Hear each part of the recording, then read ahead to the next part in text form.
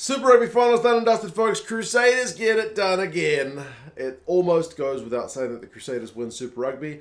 But now that Super Rugby is done, we shift focus, here in New Zealand anyway, from Super Rugby to Rugby Championship and then to the World Cup. So it's all kind of All Blacks mode at the moment. So what can the All Blacks take away from that Super Rugby final and the Super Rugby season? We're going to go through 5 things that kind of I noted, and you guys can let me know your thoughts on whether you reckon or not they are kind of relevant or not from an All Blacks perspective. I should say I wrote up a piece for this one for Planet Rugby, so check it out down in the description. There's heaps of good stories over at Planet Rugby. So yeah, there may be some stuff I mention there that I don't mention here and vice versa. So yeah, read the link at your pleasure. The first one I've noted is that Scott Barrett's a lock. He played a really good game. Old Scotty Barrett in the second row for the Crusaders. Now, in 2019, 2020, 21, I think every year, Scotty Barrett has played 6 at some point for the All Blacks, and he plays there for the Crusaders every now and again as well. But ultimately, he's way better at lock, isn't he? I mean, you look at his numbers from the game. He was the Crusaders' top tackler, 18 from 18. Usually it's Tom Christie. It was Scotty Barrett this week. He was good in the line-out, I think 1-3. And then pinched some Chiefs ball. The Chiefs lineout struggled the entire game. The Crusaders had a big part in that.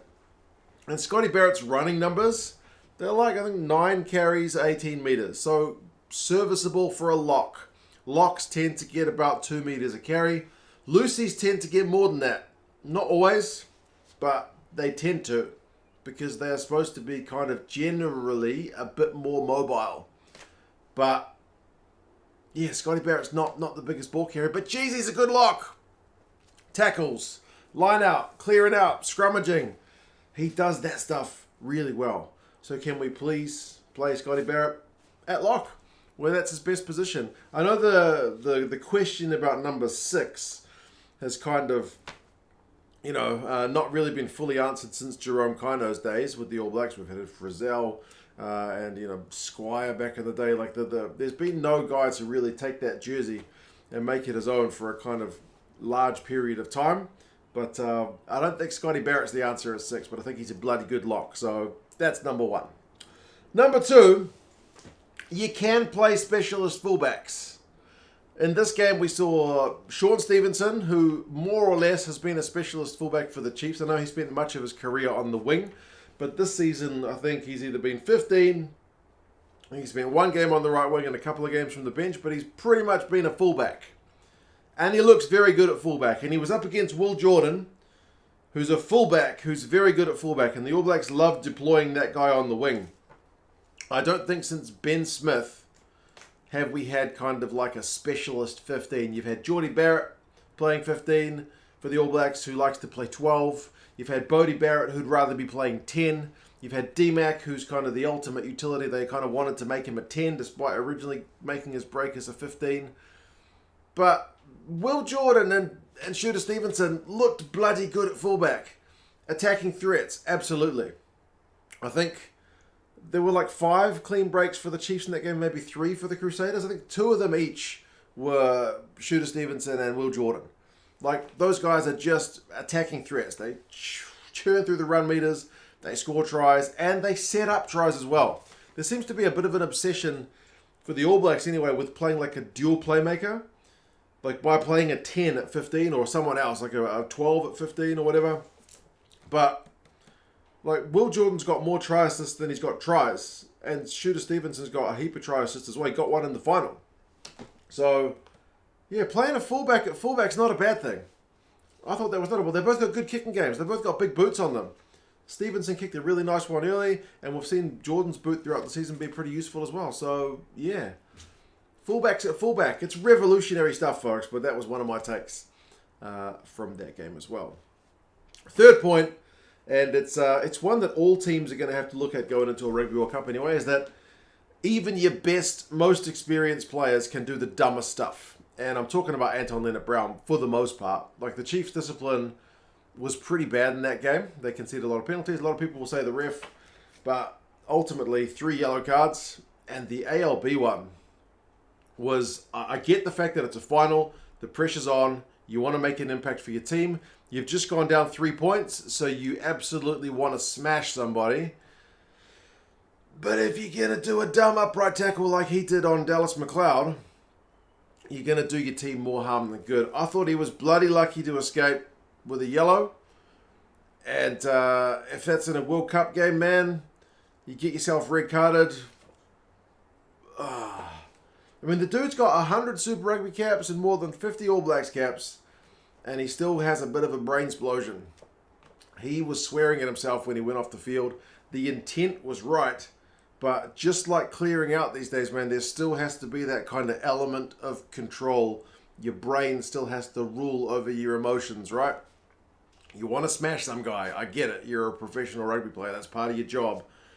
But you still got to get like all your T's crossed and your I's dotted. Like your tackle technique has to be right. And his technique was bad. My son's playing under 8s and yeah, they don't allow any kind of upright tackling like that. It's all about bending, and he wasn't bending. So yeah, I thought he was pretty lucky. How do you account for that as a coach? It's hard because, you know, guys have a rush of blood or whatever, but yeah, even the best guys can lose their cool. And the coaches and the mental skills coaches, I suppose, are the ones who need to take ownership for that. You know it's going to affect somebody in the World Cup. You just kind of hope it's not your own team. 4th point. Richie Morgan, Damian McKenzie are the form 10s in the competition in New Zealand. Absolutely. I don't think there's any doubt about that now. I mean, the All Blacks selected 3 first 5s. Morgan, D-Mac, and Bodie. And I love Bodie. And he plays for my Blues. He's a former World Player of the Year. He's a World Cup winner. He's been great serving New Zealand rugby. And I'm not putting him out to pasture by any means. But form-wise, it's Mo'unga and D-Mac. And with D-Mac's versatility, it's probably Mo'unga starting D-Mac on the bench. Are they going to shovel Bodie to fullback? That kind of goes to my point earlier about playing fullbacks to fullback, but maybe. Does Bodie deserve a chance to play himself into some better form? I would say yes. But if you play him at 10, 1 or 2 times, because we don't have many games left before the World Cup, and he doesn't fire, then I think you have to go with the form guys. Throughout the entire season, D-Mac and Mo'unga have been great. D-Mac, at least going into the final, was the top point scorer of the competition. Mo'unga, more defenders beaten than anybody else in Super Rugby for a 10. Both of those guys are just electric. So what to do with Bodie still remains a question. It's a great problem to have because he's a class player, class is permanent and whatnot, form's temporary. But right now, Mo'unga and D-Mac, I feel like those are your guys. You need to put some faith in them. But yeah, we will see how Fozzie goes with his selections. And finally, it's a bit of a, like, ask South African fans this, they know all about it. A good maul can win you a game. If you saw that game, the final, the Chiefs scored 1 allowed try from a electric scrum set play. There was like 4 passes, I think, involved, and it cut the Crusaders' defense to ribbons. And then there was a second one, which was a line-out set play, which had a try, which is eventually chalked off for a offside play at the line-out. D-Mac was offside, just barely, but yeah, 2 couple of really nice moves to score tries. But the Crusaders, more tries from 5 meters out. They got 2 of them, and they outscored the Chiefs 3 tries to 2. So you need to have a good maul, man. I mean, last year the All Blacks, they didn't score any more tries against Ireland. Ireland, I think, scored a couple against the All Blacks. They didn't score any more tries against South Africa. They did score a couple or 3, I think, in one game against Australia. They scored 1 against Argentina. So teams that were a little bit prone to conceding more tries. But the ability to go into a big game and back yourself to score from 5 meters out, even if it ain't pretty, needs to be something that maybe the All Blacks need to work on. Yeah, you need to have that in your arsenal. I feel like if you're going into a World Cup, it needs to be a genuine option. It needs to be a genuine threat. When the opposition is setting that defensive line-out play, they need to be worrying, are you going to set them all or are you going to spin it wide, try something fancy? It needs to be genuine options both ways. They don't need to be thinking, we got this on maul defense. You know, these guys can't push us over. So, yes.